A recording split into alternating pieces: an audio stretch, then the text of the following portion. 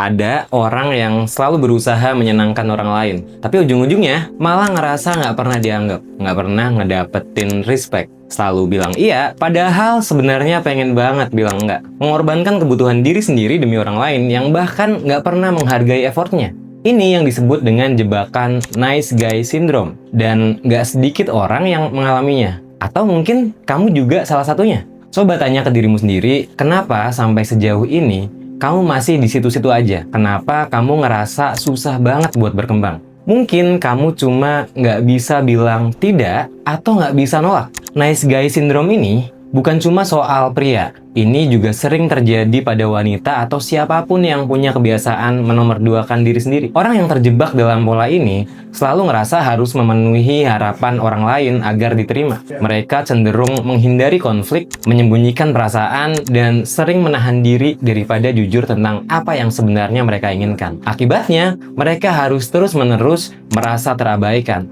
dimanfaatkan, dan nggak pernah merasa puas, baik dalam karir, hubungan, maupun dalam kehidupan sosial sehari-hari. Selamat datang di Ruang Baca.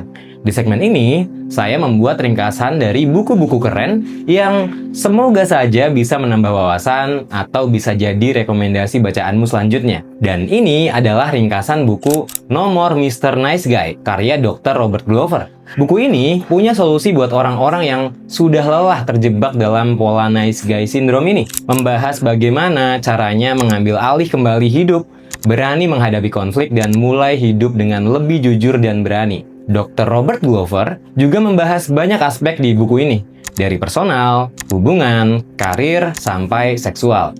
So, simak sampai akhir.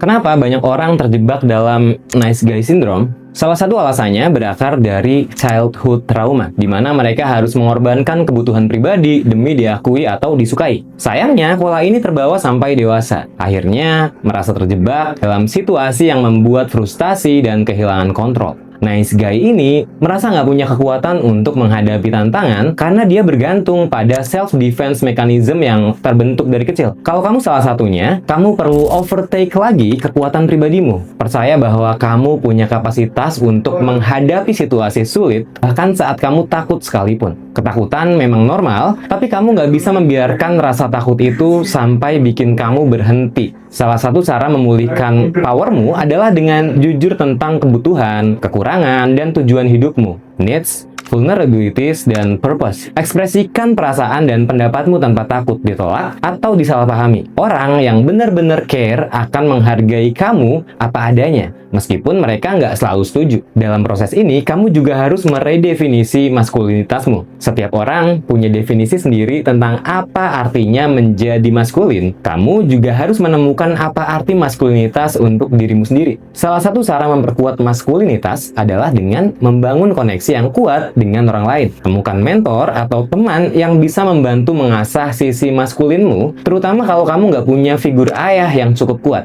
Jangan ragu untuk menjalani hobi atau aktivitas apapun yang kamu suka. Dan perlu diingat, maskulin ini bukan hanya soal terlihat macho, tapi lebih pada bagaimana kamu bisa percaya diri dan tetap setia dengan dirimu sendiri, bahkan di tengah tekanan atau penolakan dari luar. Setelah kamu mulai mengambil alih kembali powermu, selanjutnya adalah meningkatkan standar hidup. Seorang nice guy cenderung membiarkan orang lain memperlakukannya sembarangan karena takut kehilangan hubungan atau hanya takut dianggap nggak asik. Tapi realitanya, semakin kita membiarkan orang lain melangkahi kita, semakin kita kehilangan respect. Tetapkan standar yang lebih tinggi baik dalam hubungan pertemanan, percintaan, atau di kehidupan sehari-hari. Misalnya, kalau ada orang yang terus-terusan melontarkan candaan yang melecehkan atau merendahkan, jangan biarkan itu berlanjut. Kamu punya hak untuk membuat batasan, dan orang yang menghargaimu akan menyesuaikan diri dengan batasan yang kamu buat. Begitu juga pada hubungan percintaan. Kalau seseorang selalu membuatmu merasa kurang dihargai atau menarik ulur perasaanmu, kamu harus tahu kapan harus berhenti. Standar yang tinggi nggak cuma bikin kamu lebih dihormati, tapi juga memberi pesan bahwa kamu tahu apa yang pantas kamu dapatkan. Dengan membangun batasan yang jelas dan respect pada diri sendiri, kamu akan melihat perubahan besar dalam cara orang lain memperlakukanmu. Selanjutnya yang juga penting adalah caramu berkomunikasi.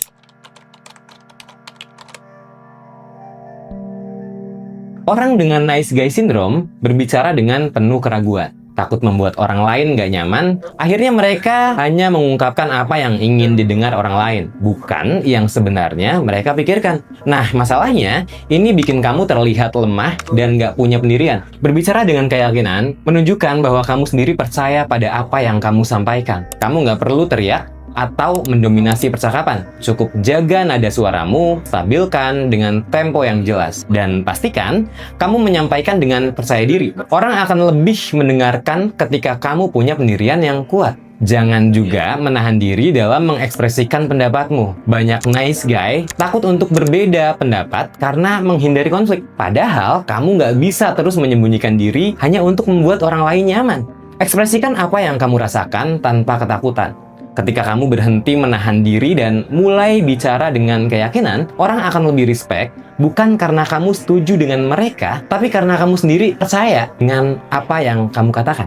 Nah, selanjutnya adalah jangan takut berbeda pendapat.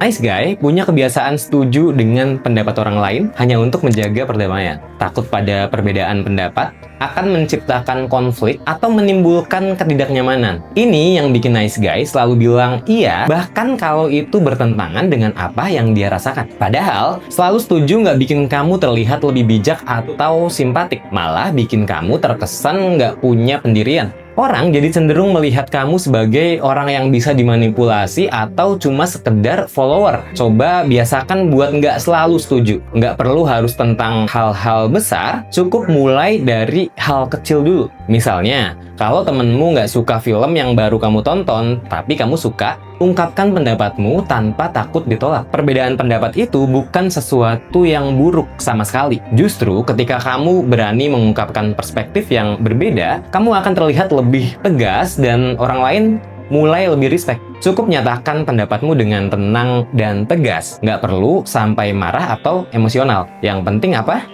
Ya, yakin.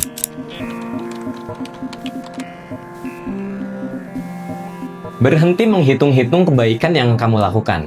Nice guy melakukan kebaikan dengan harapan akan mendapat balasan berupa pengakuan, cinta, atau perhatian dari orang lain. Nah, saat balasan itu nggak didapatkan, mereka kecewa, marah, dan merasa terabaikan. Gimana? Kamu juga ngerasa kayak si nice guy ini? Masalahnya, ketika kamu menghitung-hitung kebaikan, kamu secara nggak sadar sedang memasang ekspektasi pada orang lain. Dan saat ekspektasimu nggak terpenuhi, kamu jadi merasa orang lain nggak menghargai.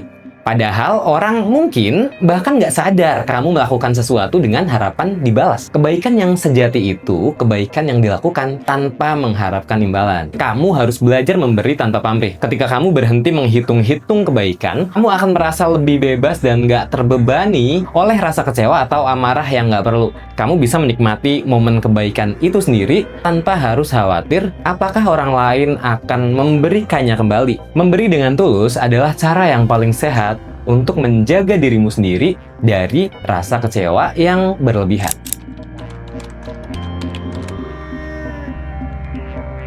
Nice guy syndrome juga suka banget menghindari konflik, berharap bisa selalu mempertahankan hubungan yang baik. Tapi menghindari konflik ini lagi-lagi cuma bikin kamu kelihatan lebih lemah dan nggak punya pendirian.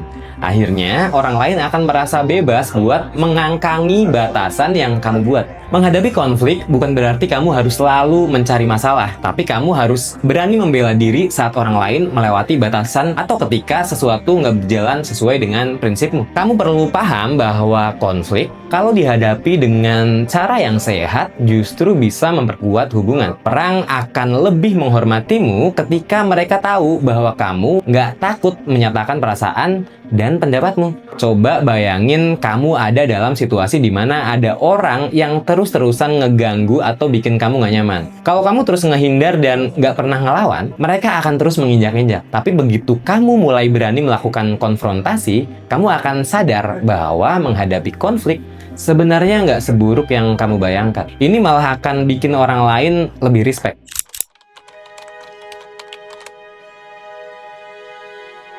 Sebagai nice guy, kamu mungkin terbiasa buat selalu mendahulukan kebutuhan orang lain, bahkan sampai mengorbankan kebutuhanmu sendiri. Kamu takut kalau mengungkapkan apa yang kamu mau akan bikin orang lain kecewa atau bahkan marah. Akibatnya, kamu jadi merasa kurang dihargai dan hubunganmu nggak akan seimbang. Penting buat mengubah mindset ini. Prioritas pertamamu adalah memenuhi kebutuhanmu sendiri. Gak ada yang salah dengan memberi perhatian atau membantu orang lain. Tapi itu bukan berarti kamu harus terus-terusan menempatkan dirimu di posisi kedua. Kalau bukan kamu yang memenuhi kebutuhanmu sendiri, siapa lagi? Ambil tanggung jawab dan pastikan kebutuhanmu terpenuhi. Ini berarti kamu harus mulai berani bilang tidak saat orang lain meminta sesuatu yang sebenarnya kamu nggak nyaman melakukannya. Bagian penting lainnya dalam memprioritaskan diri sendiri adalah dengan menetapkan batasan. Masalahnya, si nice guy ini nggak punya batasan yang jelas, yang bikin mereka jadi mudah dimanfaatkan. Batasan itu tanda respect dari dirimu sendiri maupun dari orang lain.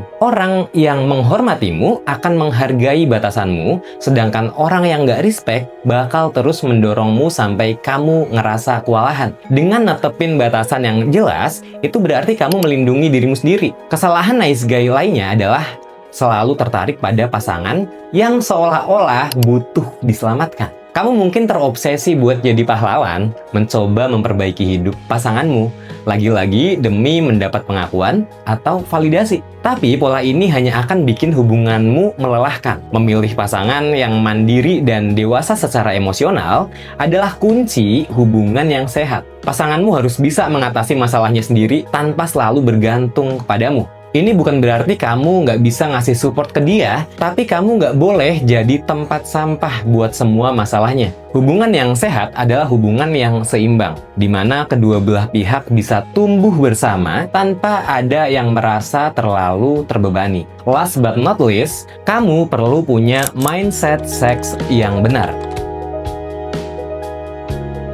Nice guy juga sering terjebak dalam mindset yang salah tentang seks. Mereka merasa malu atau takut mengungkapkan keinginan seksual mereka karena khawatir dianggap egois, berlebihan, bahkan aneh. Mengubah mindset ini adalah langkah penting dalam proses menjadi pria yang lebih percaya diri dan dewasa. Seks adalah bagian alami dari kehidupan, dan kamu punya hak untuk mengekspresikan kebutuhanmu dengan jujur tanpa rasa takut atau rasa malu. Nah, kamu bisa ikutin step-step ini.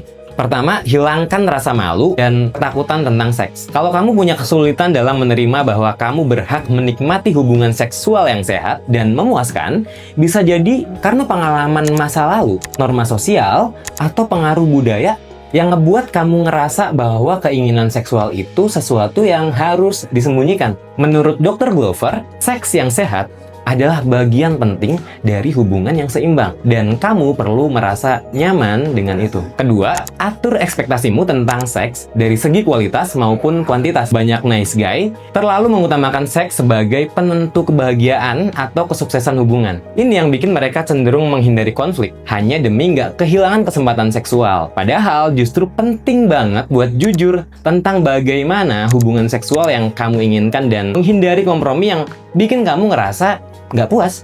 Jangan takut mengungkapkan apa yang kamu inginkan dalam hubungan seksual. Karena kalau memang pasanganmu sehat secara emosional, dia pasti akan menghargai kejujuranmu. Ketiga, buang perasaan malu untuk menerima kesenangan. Sebagai nice guy, kamu mungkin ngerasa nggak nyaman ketika kamu jadi pusat perhatian dalam hubungan seksual.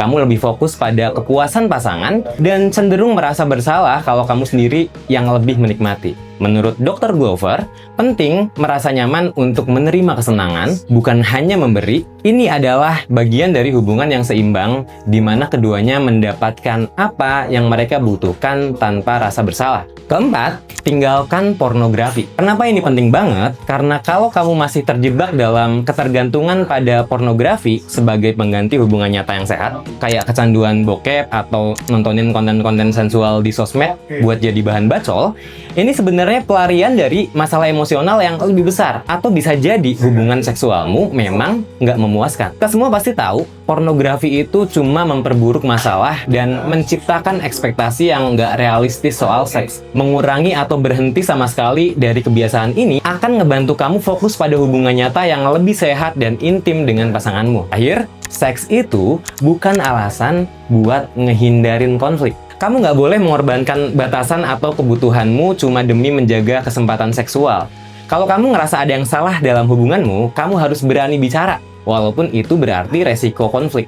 Pasangan yang sehat akan menghargai kejujuranmu dan hubunganmu akan jadi lebih kuat karena kamu nggak menahan diri atau menyembunyikan masalah demi seks.